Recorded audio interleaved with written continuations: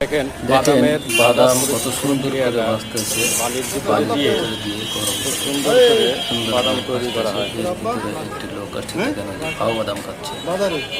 কিছু লোক থাকে যারা বাদাম কিনতে এসে যতক্ষণ না পর্যন্ত বাদামটা তার হাতে মেপে না দেয় ততক্ষণ পর্যন্ত সে বাদাম এখান থেকে খেতেই থাকে। এই সমস্ত লোকজন কখনো চিন্তা করে না যে একটা দুটো করে বাদাম খেলে এভাবে যদি সবাই খায় তাহলে এই লোকের লস হয়। কবে যে মানুষের ভিতরে মনুষ্যত্বটা আসবে কি আছে সেটা বুট আছে আমি বুঝে পাই না। কারণ আমি প্রায় এখানে এসে দেখি যে এখানে ছোলা, বুট, আবার চাল ভাজা আছে, সাথে ওর ভিতরে আপনার বাদাম আছে মিক্স করা।